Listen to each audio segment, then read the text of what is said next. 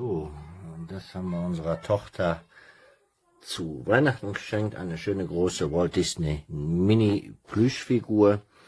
Preis-Leistungsverhältnis wirklich vollkommen okay.